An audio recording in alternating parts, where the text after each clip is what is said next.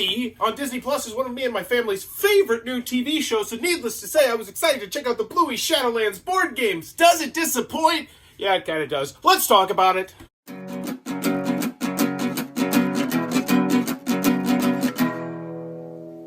What does that even mean, Bowers Game Corner?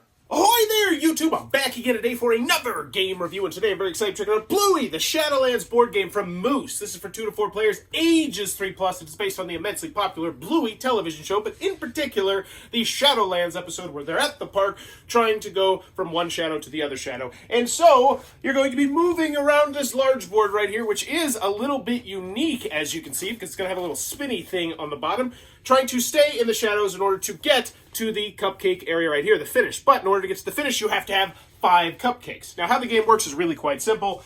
You're going to be spinning a spinner, and it's a little bit like Candyland, where if you land on a purple spot on the spinner, you go to the next purple spot on the board. If you land on a white spot on the spinner, you go to the next white spot on the board. And that might have a cupcake on it. If you do that, you draw a cupcake card. Once again, you have to have 5 of those. Now, where the unique aspect of this game is, and the big quirk, the gimmick to the game, so to speak, is 1 out of every 3 times you're going to land on the palm tree space. And how this works, let's see if I can do it in midair. It's kind of tricky.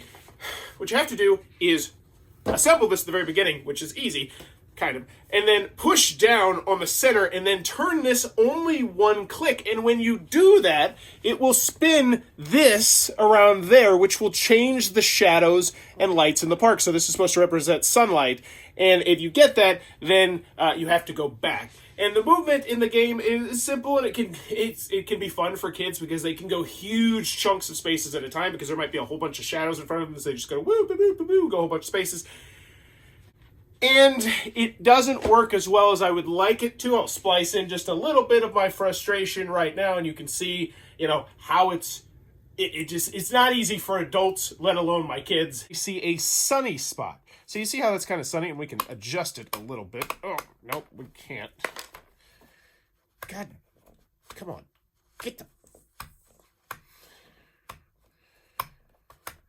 Okay, that's not ideal. And so, but that's, if you want to see exactly how the game's played, click on the video up there, it'll show you how to play. But this is the review, so let's go over the pros, let's go over the cons. First, on the pro side, it's Bluey. That gets me excited, that gets my family excited, that gets my kids down wanting to play a game.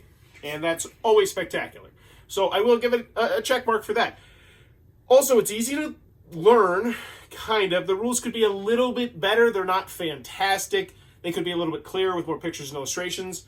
The components look good. I'll put that. It has good table presence. The palm tree in the center looks good. The board looks good. The artwork looks good. The standees look good, and they're double-sided. They look like this looks like a nice quality game. And gameplay-wise, it's fun. It is fun. I think you have kids age, say, 2.5, 3 to 7, 8 maybe. I think they're going to enjoy this. I think around 8-ish, 9-ish, I think they're really going to start outgrowing this because it is a lot like, say, like Candyland, which is a much more simple game.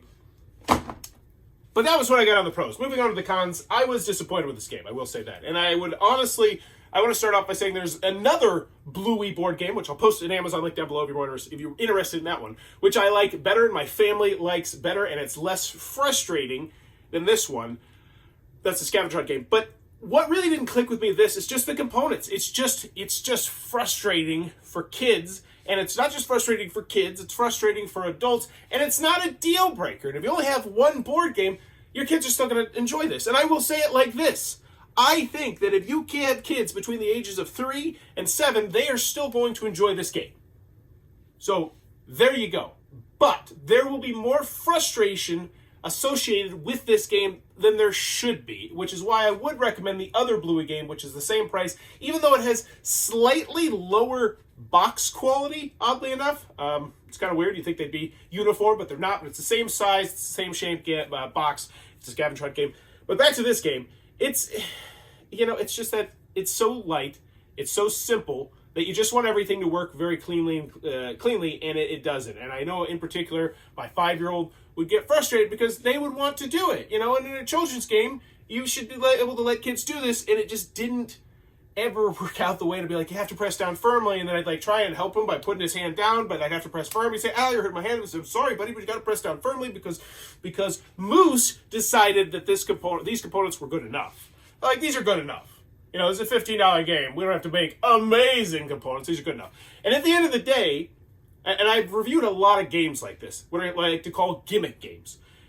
This game, how well regarded this game will be, I think, hinges on the gimmick, and the gimmick does not work as well as you would like it to. It gets stuck quite frequently. It's a little bit too frustrating.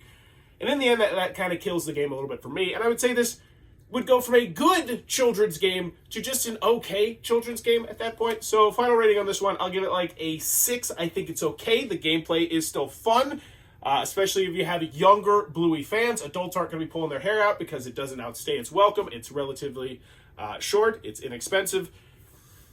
But I think there's other better children's games out there for sure, and even another better Bluey game out there for sure. But there you go. That's my review of Bluey Shadowlands board game. I expected more out of you, Bull or Moose or whatever the heck. You know, get it better.